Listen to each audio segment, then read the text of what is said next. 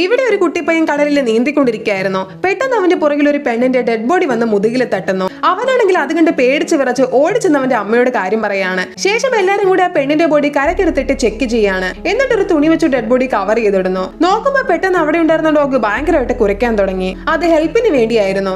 ആ ഡോഗിന്റെ ഓണർ ഒരു lady heart attack വന്ന് മരിച്ചു പോവാണ്. അപ്പൊ കൂടെയുള്ള ഡോക്ടർ വന്നവരെ രക്ഷിക്കാൻ നോക്കിയിട്ടും പറ്റിയില്ല. അപ്പൊ അവിടെയുള്ള ആളുകൾ പെട്ടെന്ന് മരിക്കുന്നത് കണ്ട് ഒരാൾ നേരത്തെ മരിച്ച പെണ്ണിന്റെ ബോഡി ചെന്ന് നോക്കാണ്. എന്നാ ബോഡി കണ്ടവൻ ഷോക്ക് ആകുന്നു. എന്താന്ന് വെച്ചാൽ കുറച്ചു നേരം മുമ്പ് മരിച്ച അവളുടെ ബോഡിയിൽ ഇപ്പോ സ്കിൻ ഇല്ലാണ്ട് ഒരു സ്കെലറ്റൻ ആയി കിടക്കുന്നു. ഒരു ബോഡി ഈ രീതിയിൽ ആവണമെങ്കിൽ 7 വർഷമെങ്കിലും കഴിയണം. അപ്പൊ ഈ ബീച്ചിൽ ഒരു ഹാഫ് ആൻ അവർ ഇരുന്നാലേ അത് 1 വർഷത്തിന് സമമായിരിക്കും എന്നവർക്ക് മനസ്സിലാകുന്നു. ഇപ്പൊ കൂടി കുറച്ച് ചെറിയ പിള്ളേർ ചേർന്ന് ഓടി കളിക്കാണ്. എന്നാൽ കുറച്ചു നേരത്തിലെ തന്നെ അവരുടെ ഏജ് കൂടി ടീനേജേഴ്സ് ആവാണ്. അങ്ങനെ അവർ വളർന്നത് കൊണ്ട് ഒരു ചെക്കനും പെണ്ണും കൂടി ഒരു ഫാമിലി തുടങ്ങാന്ന് വിചാരിക്കുന്നു. എന്നാൽ കുറച്ചു നേരം കഴിഞ്ഞ് അവർ എണീറ്റ് നടന്ന് വരുമ്പോൾ തന്നെ അവൾ 5 മാസം പ്രഗ്നന്റ് ആയിരുന്നു. അങ്ങനെ കുറച്ചു സമയം കഴിഞ്ഞതും ആ പെണ്ണിന് ലേബർ പെയിൻ വന്ന്